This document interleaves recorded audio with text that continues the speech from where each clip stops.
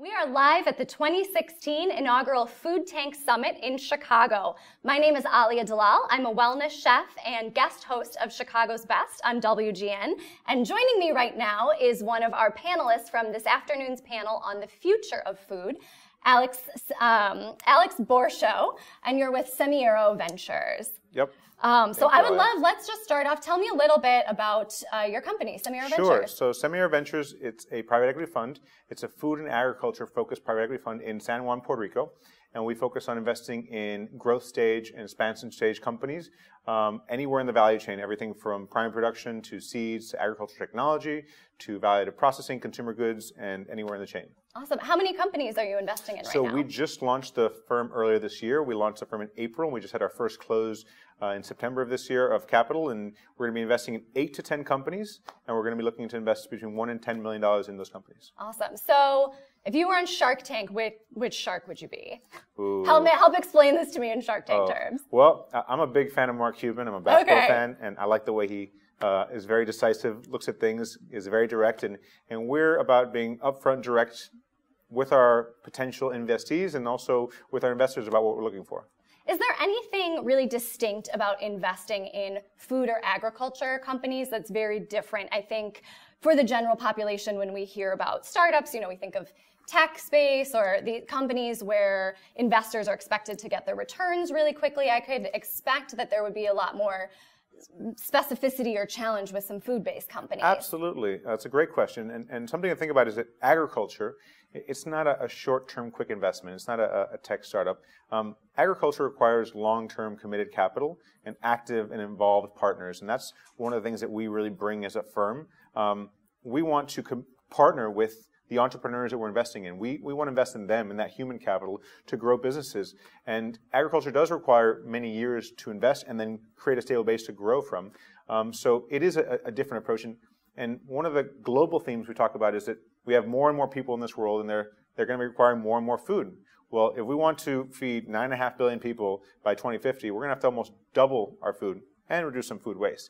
So we really see that as a huge opportunity to invest and grow these businesses, and we really believe in investing in growing regional, sustainable, local businesses, and that's what we're focused on.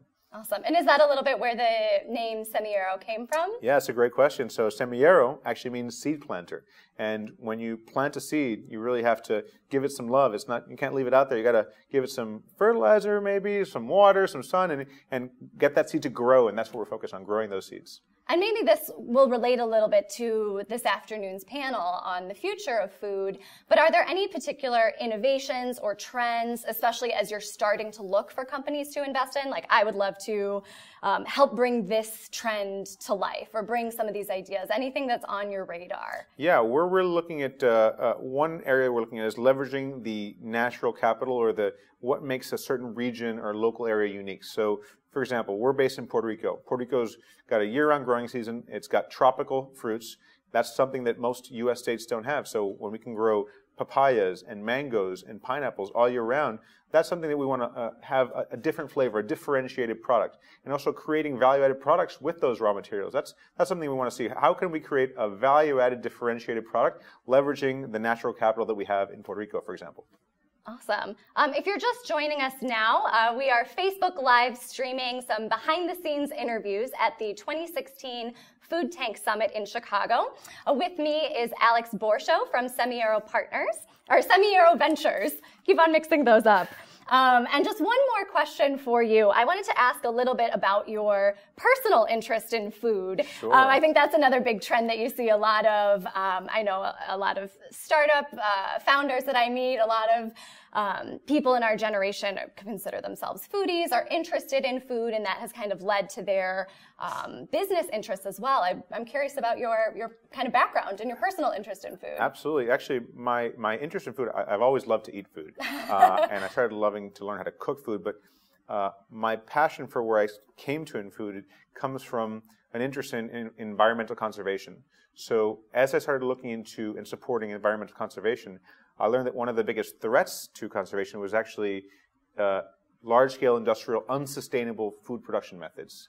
And when I started looking into these businesses and this food system we had, I realized that it was not really designed to focus on conservation, and it didn't have sustainability as a core process to it. So I decided I wanted to focus on building sustainable businesses in food and sustainable food systems.